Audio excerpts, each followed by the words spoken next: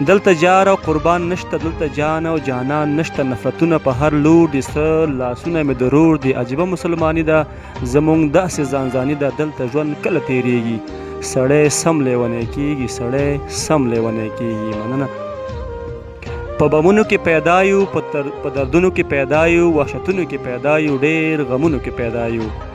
زړونه یو بل ته تراخه دي، بس په شونډو مو خواږه دي. عجیبه شان ناچاري ده، بندګانو بندګي ده. زړونه تور دي له باداره، یا خالق پروردګاره مونږه وژنې په هر ځای کې، دوی خو ناست وي په قلاره. هر خوا سرې وینې بهیږي، سړی سم لیونی کیږي، سړی سم لیونی کیږي. زمانه یې په سر سره خرڅوي، د هغه قام به چې اوبه خرڅوي، او لږ الزام د بازمیرو په سر، په لر او بر چې پښتانه خرڅوي. او د مجبورۍ دې حد ته وګوره لږ، د مجبورۍ دې حد ته وګوره لږ، یوه مجبوره مور واړه خرڅوي. او چې محبت کې د هغې ناکام شو، وفا به خدای ګو چې خپل زړه خرڅوي. ملګرو سلامونه، نیکې هیلې او ډېر زیات احترامات، مینه، محبتونه او ښه ساعتونه مو ومنئ. خپرونه د ادبي پاڼه او زه یم ستاسو خپل ملګری نواز خان دلسوز، په دې تمه، په دې هیله چې ښه به یې، روغ به یې، او د ژوند په ښو شېبو کې به یې. لکه څنګه چې تاسو ته بهتره معلومه ده، زموږ د پروګرام مقصد د پښتو د ادب د شاعرانو ملګرو سره ناسته ده. په دې پروګرام کې د شاعرانو ملګرو سره په ژوند او فن خبرې کوو او شعرونه به تیورو. نن را سره په پروګرام کې ډېر دروند شخصیت زموږ استاد بریال وفا صاحب سره مرکه را جوړه کړې ده. نن به دوی سره په ژوند او فن خبرې کوو او شعرونه به تیورو. نو بریال وفا صاحب تاسو ته په خپل پروګرام کې ډېر زیات هرکلی او ښه راغلاست وایم. ستړي مه شئ. مننه نواز خان وروره، ته هم ستړی مه شې. کور دې ودان او ډېر ښه هلې ځلې شروع کړي دي. زه داد در کوم او الله دې وکړي چې داسې ښه وچلېږي او مخکې لاړ شي. د شاعران ملګري کوم ځوانان چې دي هغوی ښه شعور مالکان دي، ښه سوچ لري، هغې دی سکرین ته راوړئ او د خلکو ته یې وښایئ. ډېره مهرباني، خوشحاله اوسئ. مننه. وفا صاحب په لومړي سر کې خو زموږ د کتونکو سره لږ نشه مننه نواز. زه اکثر ما خلک پیژنې هم، خو بریال وفا مې نوم دی او د کور سره تعلق ساتم او خپل انسټیټیوټ چلوم، آرین لینګویج سنټر پرنسپل یم او د شاعرۍ میدان کې هم هلې ځلې کوم.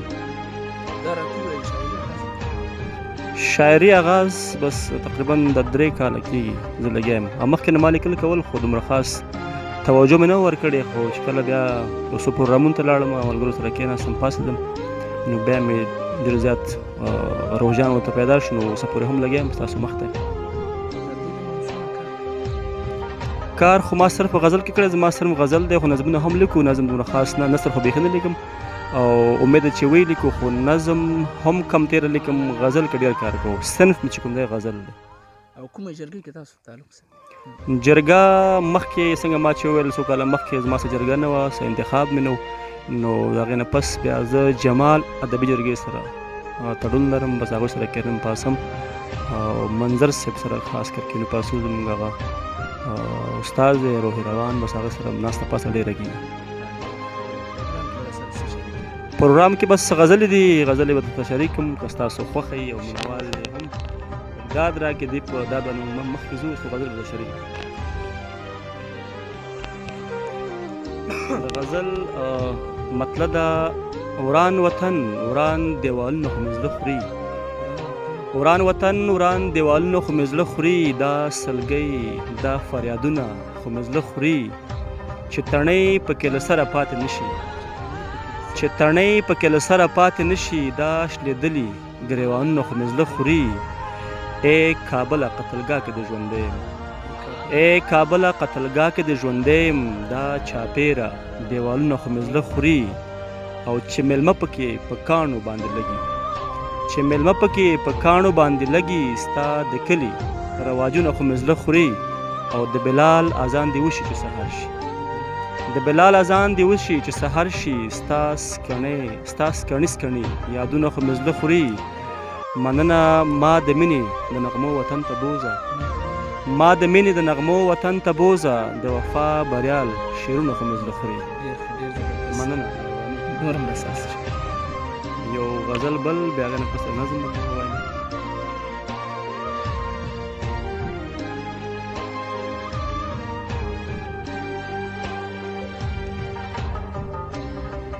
غزل مطلب ده وایي هلته د کعبې په طوافونو باندې ستړي شول هلته د کعبې په طوافونو باندې ستړي شول هغه خلک دلته ګناهونو باندې ستړي شول او هر سړی ساتلی دی فولاد خپلو غوږونو کې هر سړی ساتلی دی فولاد خپلو غوږونو کې لاړل مظلومان په فریادونو باندې ستړي شول لاړو اوس روان یو په شا نه ګورو او نه راځو لاړو اوس روان یو په شا نه ګورو او نه راځو خلک راته ډېر په اوازونو باندې ستړي شول او د حق په لاره نه ځي د جومات په لاره ځي راځي د حق په لاره نه ځي د جومات په لاره ځي راځي اگر چې پنځه وخته په لمونځونو باندې ستړي شول مننه د حق په لاره نه ځي د جومات په لاره ځي راځي اگر چې پنځه وخته په لمونځونو باندې ستړي شول او بل ته مسلې کوي شراب کباب حرام ګڼي بل ته مسلې کوي شراب کباب حرام ګڼي خپله خو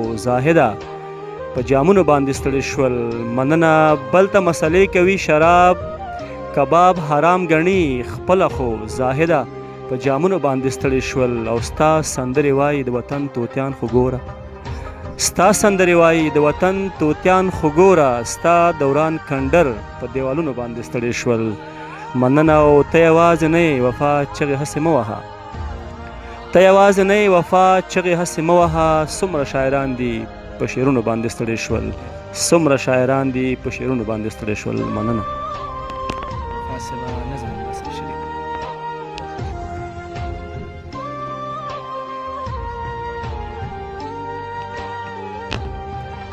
داسې ګیله غوندې ده د دردونو تکلیفونو د آهونو په وجه زه ستا دنیا پرېږدمه زه ستا دنیا پرېږدمه ستا مشغولا پرېږدمه تا په ژړا پرېږدمه تا په سودا پرېږدمه هر خواته اورم سره آهونه دلته ظلم دی چې کېږي سړی سم لیونی کېږي سړی سم لیونی کېږي دلته جار او قربان نشته دلته جان او جانان نشته نفرتونه په هر لور دي څه لاسونه مې د رور دي عجیبه مسلماني ده زموږ داسې ځانځاني ده دلته ژوند کله تېرېږي سړی سم لیونی کېږي سړی سم لیونی کېږي مننه په بمونو کې پیدا یو په دردونو کې پیدا یو وحشتونو کې پیدا یو ډېر غمونو کې پیدا یو زړونه یو بل ته تراخه دي بس په شونډو مو خواږه دي عجیبه شان ناچاري ده بندګانو بندګي ده زړونه تور دي له باداره یا خالق پروردګاره مونږه وژنې په هر ځای کې دوی خو ناست وي په قلاره هر خوا سرې وینې بهیږي سړی سم لیونی کېږي سړی سم لیونی کېږي بېګناه مرګونه کېږي د سړو وینې تویېږي دلته بیا جنګونه کېږي نور په زړه مې نه ځایېږي سړی سم لیونی کېږي سړی سم لیونی کېږي دې حالاتو ته چې ګورم هر سړی له ځان نه تنګ دی تل په سرو وینو کې رنګ دی د خپل ځان سره په جنګ دی هر ښایسته دی که بدرنګ دی په ژړا زوی د آدم دی هر سړی د ځان په ویر دی که مالدار دی که فقیر دی د حالاتو نه دلګیر دی هر سړی په خپله پیر دی څوک په هیڅ چا نه دردیږي سړی سم لیونی کېږي سړی سم لیونی کېږي او کرکه کې ژوندون دی دلته مینه زړه چودون دی کرکه کې ژوندون دی دلته مینه زړه چودون دی بس په اور کې هر پښتون دی خطا شوی ترنه یون دی ژوند مو ټول په میګتون دی په هر حال په هر یو ښار کې رښتیا نشته په گفتار کې سړی ولوټي په لار کې د دې ظلم له بازاره کړې مو خلاص پروردګاره زړه مې سم پکې خوږېږي سړی سم لیونی کېږي سړی سم لیونی کېږي ځان ته وژاړم حیران شم زه اخته په دې خفګان شم کاش چې زه هم د چا ځان شم کاش چې